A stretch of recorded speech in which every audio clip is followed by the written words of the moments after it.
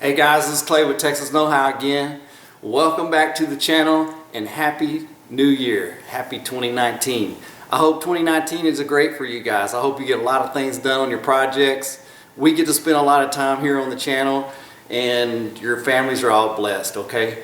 Let me give you an update on the blue truck, the 67. I know you guys have been asking for that. In episode 14, we kind of left off with the rear end. I was kind of putting that pinion seal in and getting it all buttoned up.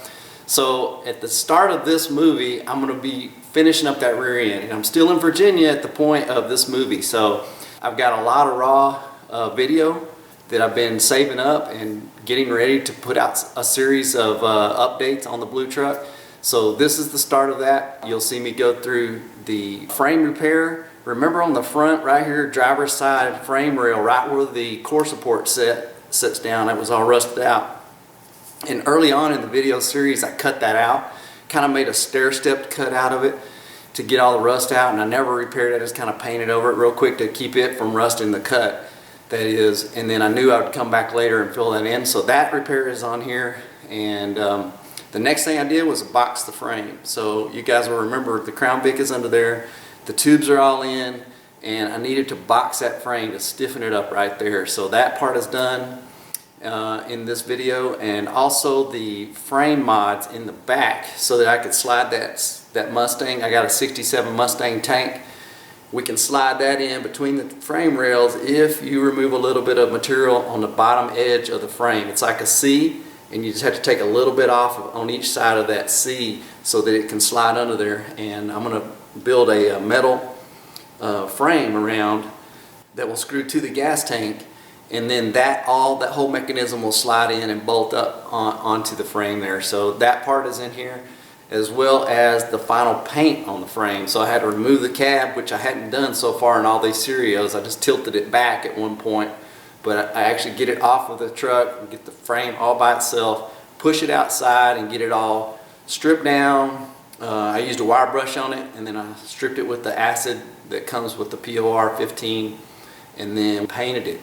And it's real interesting, in that part of the video you'll see my realtor. She's like in kind of a pink top. She comes over to visit us there in Virginia because we're trying to sell our house, and I rope her in to help them with the paint. So she ended up spending like 3 hours over there with us, me and my wife, painting that frame and getting it all done. What a girl. I mean, she was an awesome realtor, not only because she helped us sell our house in pretty much record time, but just a good person overall. So Sue, thank you for that.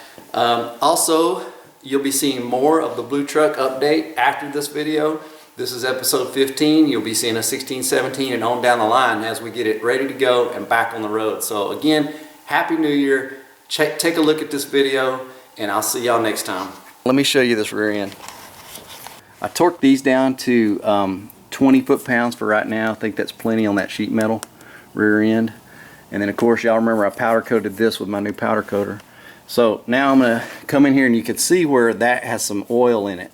So I'm going to take a soap solution, and I'm going to really wash this good out here in the driveway and see if I can get that oil out of that metal as best I can. And then I'll run back over this. I'll shoot it one more time with the pre-POR acid prep, and then we'll come back. I'll tape this off so I won't be getting my POR 15 slopped up on here, just in case it's a little bit different. And then I'll just paint this. So I'm going to do all that out in the driveway. I did get these mocked up, and you can see the disc right there. I don't have the calipers on it yet. I'm going to finish those as well.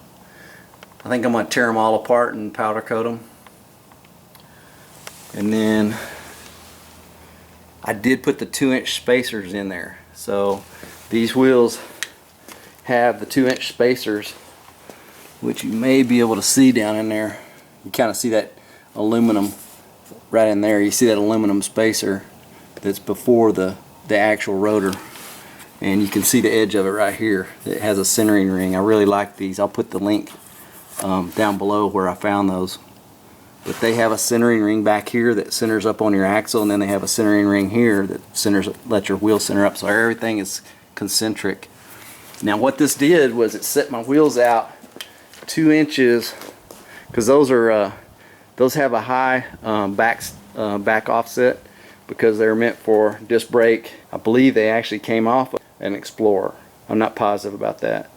but this puts the outside width here to outside width on the other side of that tire. And again, your tires and wheels and everything make a difference, but I'm at 6 foot exactly. So I'm going to go measure my bed out there and see where that'd put me as far as up underneath the bed. And the reason I'm doing that with these wheels is they're just some rollers to work on, but I think the overall height is what I'm about going to be with some 20-inch wheels and the low profile tires. So it'll be really good to kind of judge where I'm at.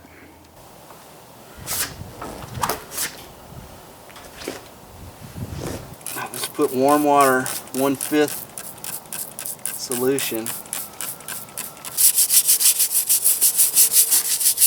I really don't want to take this sensor off because I'm afraid I'll get water or soap in there. That goes right into the rear end. It's got an O-ring.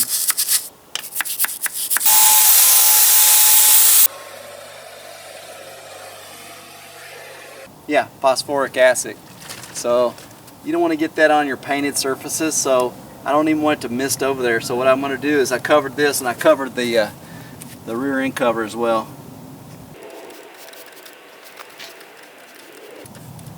You don't want to breathe this. I'm out here where the wind's blowing a little bit. You just want to keep it wet for about 15 minutes.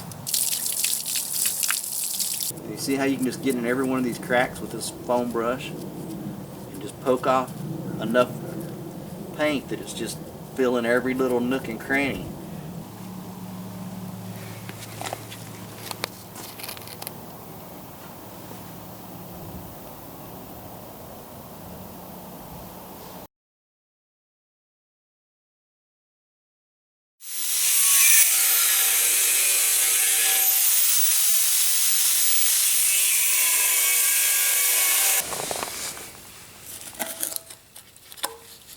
This was my template.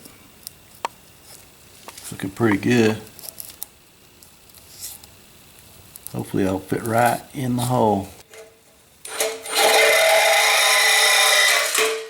Well, that kind of got it close, didn't it? Look at that. Got it out. It's a nice thick piece too. I made this little template out of paper, and as you can see right there, it fits so good it'll just about stay in there. So let's see how good I did on this. Oh, very close. I just got to trim it a little bit.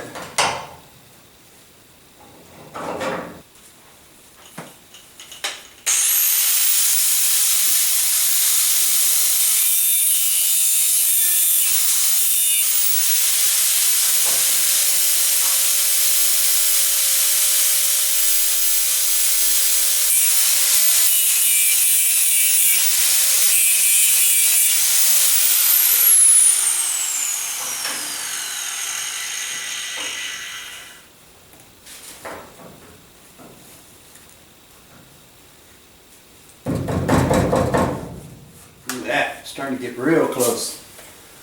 We'll flatten this out just a little bit.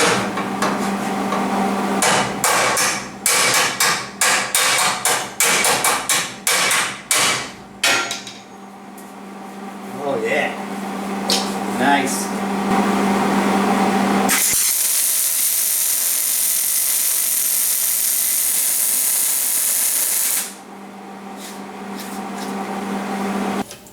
That's the passenger side of the right hand side.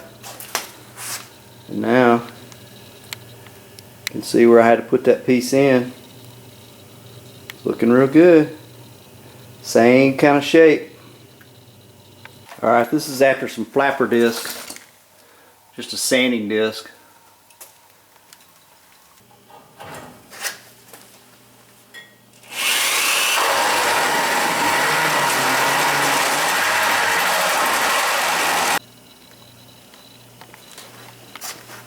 There we go. Same as that one. Right there in that new metal.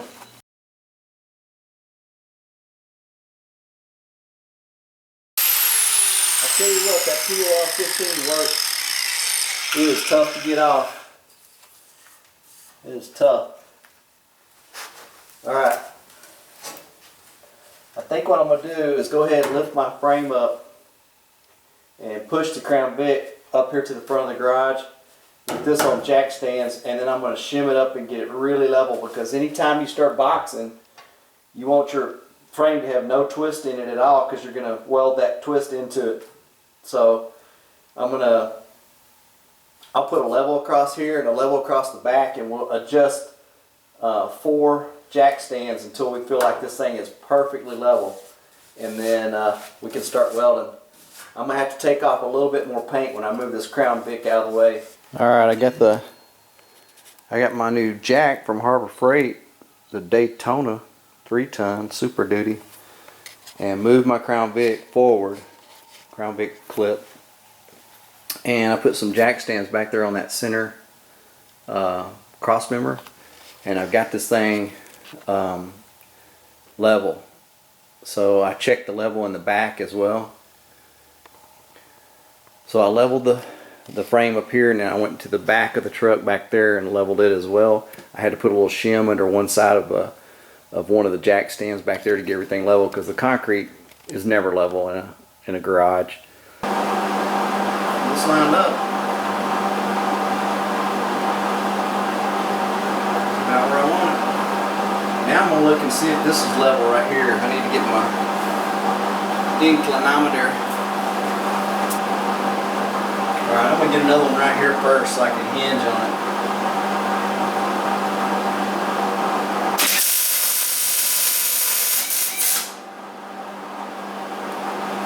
So to get it really up and down, I'm going to have to pull the bottom out like that just a little bit. So when I do that right there, I should be able to tack it right here.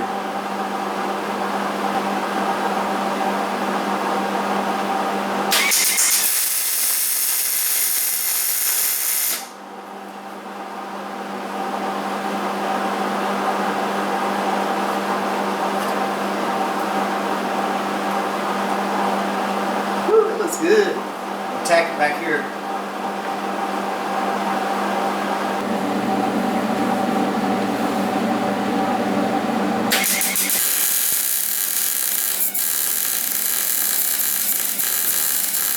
Alright guys, one last thing I do whenever I box something is you'll inevitably have a few little splatters from your welds and stuff on this boxing plate and up here.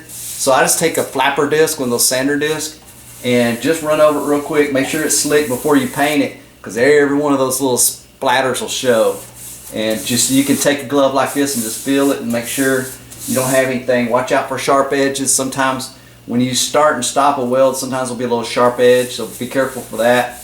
I kind of took a grinding wheel to just a few little places that had a sharp edge and took them down. Otherwise, I'm leaving all my welds on these boxing plates because I want full strength on that. So I'm not grinding my welds off, even if they're not beautiful. But we got that. I did some layered dimes in here in a few places and got it looking nice, but it's definitely sound. Stiffen this up quite a bit right here. And if you don't remember, I bird's mouth my boxing, because this takes the stress away from these points right here where the weld stops.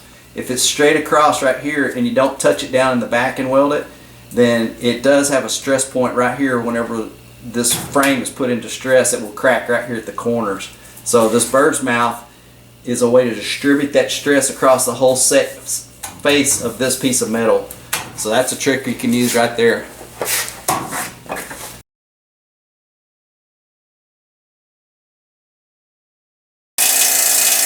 Pow, there it goes. I don't know where it went.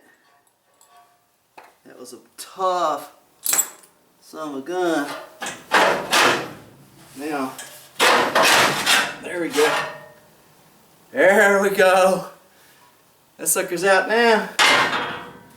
We can start talking about the gas tank. Alright.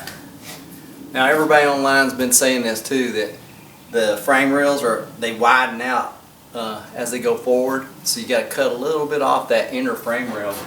So I thought what I would do, let's just get a measurement on here. Let's get a measurement and see just how, it'll definitely, this flange will definitely fit inside the rail, the two frame rails. But what's happening is this part right here is too wide for how thick this is here. So we're going to go in it like this from the back, so the top doesn't have to be cut, but the bottom edge might have to be cut off a little bit. So let's get a measurement on that. So if I'm looking at this, because it kind of tapers out. That's right. They've been raising it up so it's not quite this wide as part right here. It's probably about that high up, so let's see. If I went halfway on that, it is like 29.5. Okay, so 29.5. That's better. Yeah. So now it looks like if I take about an inch off on both sides where this gas tank goes, we should be able to clear right here. So I'll do that next.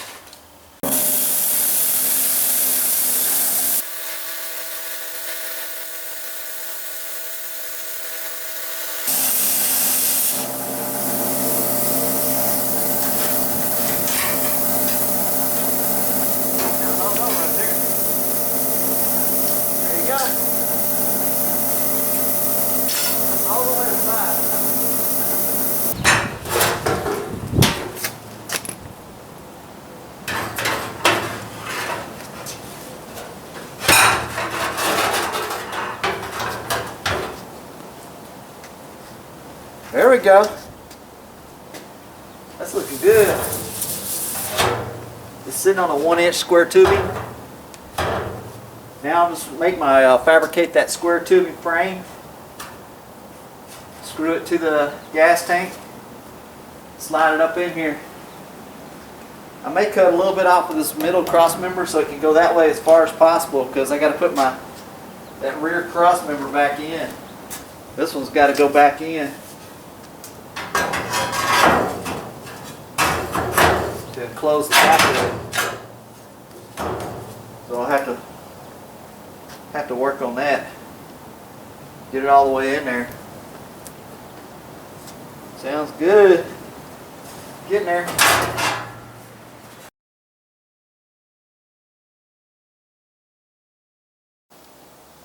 Alright guys, I wasn't rolling the camera, but here's the front end. Here's my cab sitting on front mounts are sitting on that table, and then I've got some jack stands, and the reason it's like that is because I lifted it with you can see underneath there my engine hoist, and the engine hoist, which was holding it with straps through the door over here, won't go up against that table under there. So I just put some jack stands on the back side and the table's on the front, and there we go.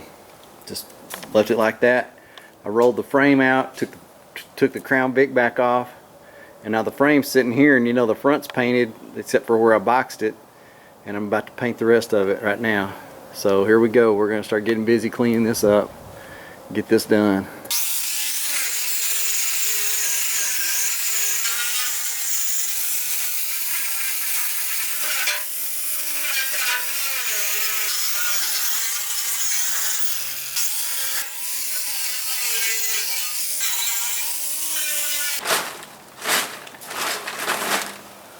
Well guys, it started raining on me, so I'm going to cover it up and we'll have to wash it tomorrow. But it's all stripped down. I used a wire brush and kind of went over the whole thing, and then even kind of went underneath all the pieces of the members and everything, so it should be ready for washing now. I mean, I guess I could wash it in the rain. You got to wash it with soapy water. I might do that and then rinse it off. It's going to get wet anyway, right?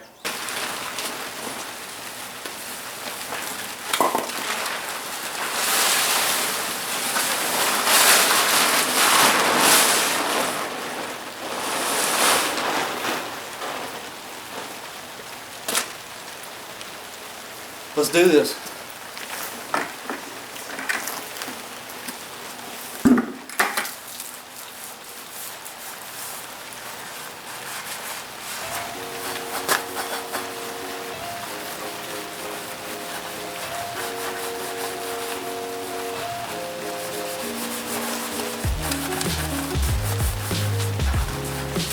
It's already flash rusted, which we knew it would do.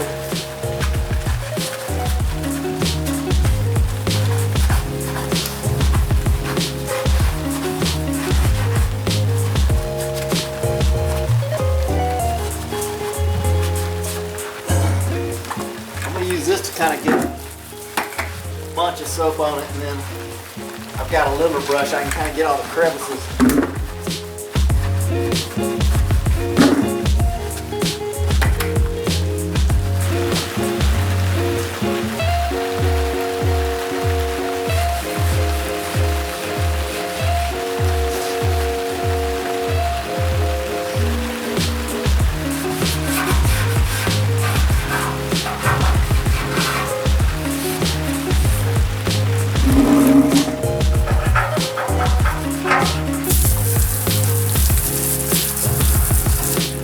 Done. Just gotta rinse it off. Get all that soap off and let it basically dry when it stops raining.